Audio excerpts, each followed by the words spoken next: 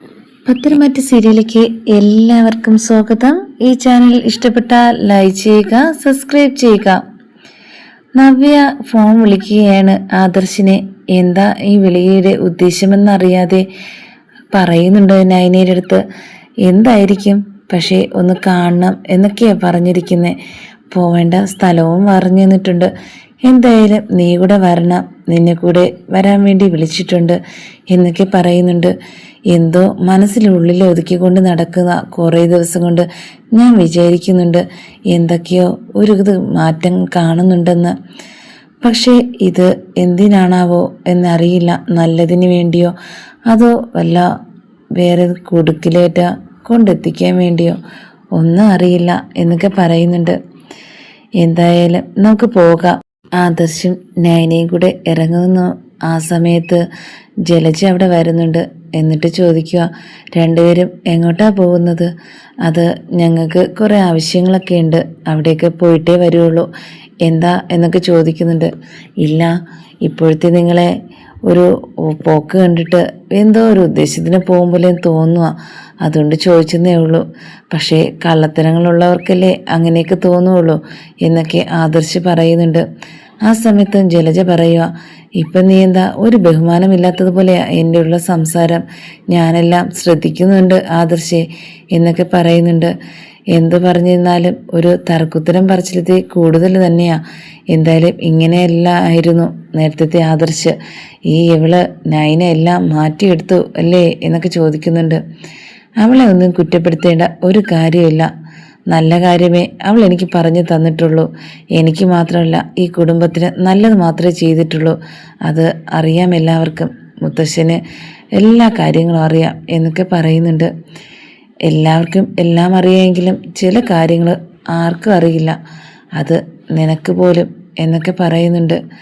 അതിന് എന്തിനാ വെച്ച് പറയും പോലെ പറയുന്നേ? അതിൻ്റെ ആവശ്യം എന്താ? എന്തുണ്ടെങ്കിലും മുഖത്ത് നോക്കി പറയാൻ പഠിക്കണം. അല്ലെങ്കിൽ അവന്തികയ്ക്ക് സംഭവിച്ചതുപോലെ ആയിരിക്കും ഇനി സംഭവിക്കാൻ പോകുന്നത് നിങ്ങൾക്കും. എനിക്കും അതുപോലെ അവന്തികയ്ക്കും എന്താ സംഭവിച്ചതെന്നേ ഉദ്ദേശിക്കുന്നത് എന്നൊക്കെ ചോദിക്കുന്നുണ്ട്. ഇല്ല, ഒരു കാര്യവും നടക്കില്ല. പക്ഷേ എന്തോ പ്രതീക്ഷിച്ചിരിക്കും പോലെ ഇരിക്കുക നിങ്ങളിപ്പോഴും. അനിയുടെ കാര്യമാണോ നീ പറയുന്നേ എന്നൊക്കെ ജലജ ചോദിക്കുന്നുണ്ട്. അത് തന്നെയാ. എന്തായാലും മോളെ വേറെ കെട്ടിച്ചുവിടാൻ നോക്കണം. എന്തായാലും അനിക്ക് ഇഷ്ടമില്ലെന്ന് പറഞ്ഞല്ലേ, പിന്നെ എന്തിനാ ബേക്കിൽ നിന്ന് നടക്കുന്നത് എന്നൊക്കെ ചോദിക്കുന്നുണ്ട്. ഇത് കേട്ടത് ഉടനെ തന്നെ ജലജ പൊട്ടിത്തെറിക്കുന്നുണ്ട്. നീ ആരാടാ ഇങ്ങനെയൊക്കെ പറയാൻ വേണ്ടി? അവനാ കല്യാണം കഴിക്കുന്നത്, ആ തീരുമാനിച്ചത് അച്ഛനാ. അതുകൊണ്ട് അത് നടക്കുകയെ ചെയ്യും. എന്തായാലും നിങ്ങളുടെ ഉദ്ദേശം കൊള്ളാം. നന്ദുവിനെ വെച്ച് കെട്ടിക്കാൻ വേണ്ടി പുതിയ വഴി രണ്ടുപേരും തിരിഞ്ഞിട്ടുണ്ട്.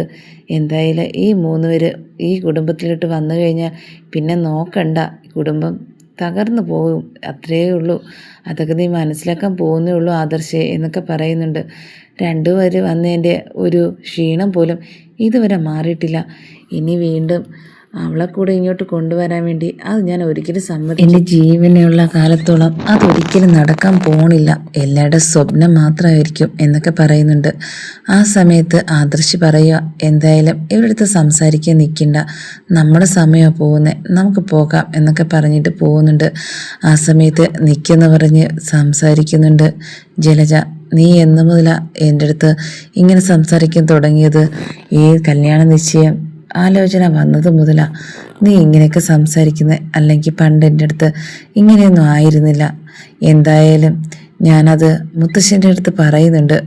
നീ എൻ്റെ അടുത്ത് കാണിക്കുന്ന ഈ കാര്യങ്ങളെല്ലാം എന്നാലേ നിനക്കൊരു താക്കീതായിട്ട് എന്തെങ്കിലും ഒരു പണി നിനക്ക് തരുള്ളൂ എന്നൊക്കെ പറയുന്നുണ്ട്. ഒരിക്കൽ നീ ഈ വീടിന് പുറത്ത് പോയത് അറിയാലോ.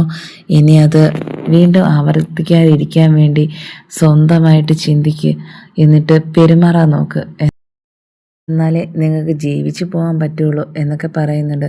എന്നെ ആരും പേടിപ്പിക്കുകയെന്ന് വേണ്ട, നിങ്ങളെ ഭർത്താവിനെയും മോനെയും പേടിപ്പിച്ചാൽ മാത്രം മതി എന്നൊക്കെ പറയുന്നുണ്ട്. എന്തായാലും എൻ്റെ ഭർത്താവ് ഇവിടെ ഇല്ലല്ലോ. നാഗരാജ് എന്നെ വിട്ടു പോയിട്ട് വർഷങ്ങളായി. പിന്നെ എന്തിനാ അയാളെ ഇതിലേക്ക് വലിച്ചെറിയുന്നത്?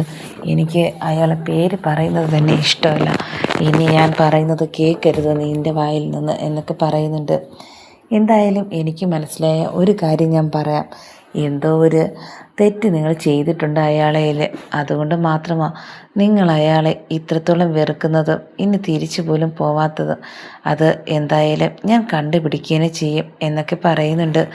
ഇത് കേട്ടതും എനിക്കിതിൻ്റെ ഒരു വർത്തമാനവും കേൾക്കണ്ട, ഞാൻ പോവുക എന്നൊക്കെ പറഞ്ഞ് ജലജ പോവുക അകത്തേക്ക്. ആ സമയത്ത് നമുക്ക് പോകാം, എന്തായാലും വന്ന് നിൽക്കുമെന്ന് തോന്നുന്നു, എന്തായാലും ഇവർ സംസാരിച്ചിട്ട് സമയമെല്ലാം പോയി എന്നൊക്കെ പറഞ്ഞിട്ട് രണ്ടുപേരും ഇറങ്ങുന്നുണ്ട്. അങ്ങനെ അവരിവിടെ എത്തിയിരിക്കുക. ഇത് ആ സമയത്ത് നോക്കി നിൽക്കുന്നുണ്ടായിരുന്നു. അങ്ങനെ നവിയുടെ കാര്യങ്ങളെല്ലാം പറയുക. നവ്യ പറയുന്ന ഓരോ കാര്യങ്ങളും കേട്ടിട്ട് ഞെട്ടി നിൽക്കുകയും ചെയ്യുന്നുണ്ട്. പറഞ്ഞ കാര്യങ്ങളെല്ലാം എന്തെന്ന് കേൾക്കുമ്പോഴത്തേക്കും പറയുക, തൻ്റെ ഭർത്താവ് വരെ എന്നെ ചതിച്ചുകൊണ്ടിരിക്കുക, പക്ഷേ അച്ഛനും മോനും കൂടെ നിന്ന് നമ്മുടെ ജ്വല്ലറിയെ തകർക്കാൻ നോക്കുക ചെയ്യുന്നത്. പക്ഷേ നമുക്ക് തിരിച്ച് അവരുടെ സാമ്രാജ്യം തന്നെ തകർത്ത് കളയണം. അതുതന്നെയാണ് എൻ്റെ ഒരു ആഗ്രഹം. അതിന് നിങ്ങളും കൂടെ നിൽക്കണം എന്നൊക്കെ പറയുന്നുണ്ട്. എന്തായാലും നേരത്തെയുള്ള മെസ്സേജ് അയച്ചതെല്ലാം ഞാനാണ്. അത് എനിക്ക് അറിയുന്ന കാര്യങ്ങൾ മാത്രമാണ്. ഇനിയും ഉണ്ട് കാര്യങ്ങൾ. പക്ഷേ ഒന്നും ഞാൻ അറിയില്ല എന്ന് വിചാരിച്ച അവൻ നിൽക്കുന്നത്. പക്ഷേ ആ അച്ഛനെ മോനെ തരിപ്പണമാക്കണം. അതാ എൻ്റെ ഒരു വാശി എന്ന് പറയുന്നത്. എന്തായാലും നമ്മുടെ ഈ വീട്ടുകാരെ തന്നെ തകർക്കാൻ നോക്കുന്ന അവൻ്റെ ആ കൈകൾ, അത് എത്രയും പെട്ടെന്ന് അത് മാറ്റി തന്നെ ചെയ്യും. എന്നാൽ ജലജ പറയുന്നത് അനുസരിച്ച് നവീൻ്റെ അമ്മ ആദ്യം ദേഷ്യപ്പെട്ട് പറയുന്നുണ്ട്. എനിക്ക് ആ കല്യാണത്തിന് താല്പര്യമില്ല എന്ന് ആദ്യം പറഞ്ഞതാ, പിന്നെ എന്തിനാ വീണ്ടും വീണ്ടും അവൻ ഈ കാര്യം തന്നെ എൻ്റെ അടുത്ത് പറയുന്നത് എന്ന് നവീൻ്റെ അടുത്ത് ചോദിക്കുന്നുണ്ട്. അത് ഞാൻ വേറെ ഒരു പെണ്ണിനെ ഇനി കെട്ടില്ല, ഈ കെട്ടുന്നുണ്ടെങ്കിൽ ഈ പെണ്ണിനെ തന്നെ കെട്ടണം. ആ സമയത്ത് പറയുന്നുണ്ട്, ചിങ്ങത്തിൽ നിൻ്റെ കല്യാണം നടന്നില്ലെങ്കിൽ പിന്നെ താമസിക്കും, അതുകൊണ്ട് നമുക്ക് കല്യാണം നടത്തിയേ പറ്റുള്ളൂ, പക്ഷേ ഇവൾ വേണ്ട.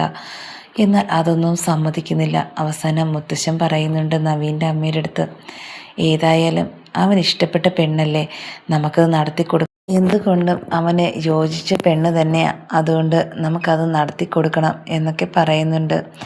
ഇത് കേട്ട ഉടനെ തന്നെ പറയുക, എന്തായാലും ആലോചന നമുക്ക് താല്പര്യമില്ല എന്ന് ഞാൻ ആദ്യം അവളുടെ വീട്ടുകാരെ അറിയിച്ചതാണ്, പിന്നെ ഇനി വീണ്ടും പോകുമ്പോഴത്തേക്കും എന്താ പറയുക എന്നും അറിയില്ല എന്നൊക്കെ പറയുന്നുണ്ട്. എന്തായാലും മുംബൈ അവിടെ ആലോചിച്ചേയില്ലേ, നമുക്ക് ഒന്നുകൊണ്ടും പേടിക്കേണ്ട, നമുക്ക് അങ്ങോട്ടേക്ക് പോകാമെന്ന് പറഞ്ഞ് മുത്തശ്ശൻ വിളിച്ചിട്ട് പോകുന്നുണ്ട്. അങ്ങനെ അവിടേക്ക് പോകുന്നുണ്ട്. നവീൻ്റെ അമ്മയും മുത്തശ്ശനുമായിട്ട് പോയപ്പോൾ തന്നെ ആദ്യമായിട്ട് ദേഷ്യത്തിലാണ് പോയി കയറുന്നത്. എന്തായാലും എൻ്റെ മകൻ വന്ന് എല്ലാം തീരുമാനിച്ചെന്നറിഞ്ഞ്, പക്ഷേ ഞങ്ങളും കൂടെ അറിയണ്ടേ എന്നൊക്കെ ചോദിച്ചത് കണ്ടേ തന്നെയാണ്. നന്ദുവിൻ്റെ അച്ഛനും അമ്മയും അങ്ങ് സങ്കടപ്പെട്ട് നിൽക്കുക, എന്താ പറയണമെന്നറിയാതെ. ആ സമയത്ത് പറയുക, നിങ്ങൾ വിഷമിക്കൊന്നും വേണ്ട, എനിക്ക് ഈ കല്യാണത്തിന് സമ്മതമാണ്, എന്തായാലും അവൻ്റെ ഇഷ്ടമേ ഞാൻ നോക്കുന്നുള്ളൂ, എനിക്ക് തൻ്റെ ഇടം പിടിച്ച പിള്ളേരെയൊന്നും എനിക്കിഷ്ടമല്ല, തുറന്ന് പറയാമല്ലോ. പക്ഷേ എന്ത് ചെയ്യാനാ, അവൻ്റെ ഇഷ്ടം, ഞാൻ അതിനകത്ത് കൂടെ നിൽക്കുന്നുണ്ട്. പിന്നെ ഈ ചിങ്ങത്തിൽ അവൻ്റെ കല്യാണം നടന്നില്ലെങ്കിൽ പിന്നെ അത് നടക്കാൻ താമസിക്കും. എന്തുകൊണ്ടും അവന് യോജിച്ചത് നന്ദു തന്നെയെന്ന് ഞാൻ മനസ്സിലാക്കുകയും ചെയ്യുന്നുണ്ട്. എന്താ നന്ദു ഇവിടെ ഇല്ലേ എന്നൊക്കെ ചോദിക്കുന്നുണ്ട്. ഉണ്ട്, ഇനി വിളിക്കാം എന്നൊക്കെ പറഞ്ഞ് സംസാരിക്കുന്നുണ്ട്. നന്ദുവിൻ്റെ അടുത്ത് ഒരു കാര്യം ചോദിക്കുന്നുണ്ട്. പോലീസ് ആയതുകൊണ്ടും ഒരു അടക്കം ഒതുക്കവും ഇല്ലാത്ത കുട്ടിയാണ് എന്നൊക്കെ ഞാൻ ആദ്യമേ നിന്നെക്കുറിച്ച് വിചാരിച്ചിട്ടുണ്ടായിരുന്നു, പക്ഷേ അതൊക്കെ മാറ്റിയെടുക്കേണ്ടത് മോളെ കടമയാണ്. എന്തായാലും അവൻ ഒന്നും കാണാതെ ആരെ ഇഷ്ടപ്പെടില്ല, അവന് ഭയങ്കര ഇഷ്ടമാണ് നിന്നെ, അതൊക്കെ എൻ്റെ അടുത്ത് പറഞ്ഞിട്ടുണ്ട്, അതുകൊണ്ട് മാത്രമാണ് ഞാൻ കൂടെ ഇപ്പോഴും ഇവിടേക്ക് വന്നത് എന്നൊക്കെ പറയുന്നുണ്ട്. ഇത് കേട്ടതും നന്ദുവിൻ്റെ അമ്മ പറയുക, ഞാനാണെങ്കിൽ പേടിച്ചു പോയി ആദ്യം, എന്തായാലും എല്ലാവരും ഇരിക്കുക, കഴിച്ചിട്ടോ ഒക്കെ പോയാൽ മതി എന്നൊക്കെ പറയുന്നുണ്ട്. വേണ്ട, ഞങ്ങൾ കഴിച്ചിട്ടാണ് ഇറങ്ങിയത്, എന്തായാലും വെള്ളം മാത്രം എടുത്താൽ മതി എന്നൊക്കെ പറയുന്നുണ്ട്. അങ്ങനെ നയനയും അതുമാത്രമല്ല നവ്യയും കൂടി സംസാരിച്ചു കൊണ്ടിരുന്ന ഭയങ്കര കുറേ നാളത്തെ കാത്തിരിപ്പിനൊടുവിൽ നല്ല സന്തോഷത്തോടെ കെട്ടിപ്പിടിച്ച് അവരാണെങ്കിൽ പണ്ടത്തെ അതേ സ്നേഹം പുതുക്കുകയും ചെയ്യുന്നുണ്ട്. എന്തായാലും വളരെയധികം മാറ്റങ്ങളിലൂടെ കടന്നുപോയ ജീവിതമായിരുന്നു നമ്മുടേത്. ഇനി അത് അങ്ങനെ ചെയ്യാൻ കഴിയില്ല, ഞാനത് സഹായിച്ചു കൊടുക്കുകയില്ല. എന്തായാലും ആ ഒരു ജ്വല്ലറിയുടെ പതനം അതാ എനിക്കിനി വേണ്ടത്. എൻ്റെ അടുത്ത് കാണിച്ചതിൻ്റെ എല്ലാത്തിനും ഇരട്ടിക്ക് ഞാൻ കാണിച്ചു കൊടുക്കും. അതിന് എൻ്റെ കൂടെ നിങ്ങളുണ്ടായേ പറ്റുള്ളൂ എന്നൊക്കെ പറയുന്നുണ്ട് നയനയുടെ അടുത്തും ആദർശിൻ്റെ അടുത്ത്.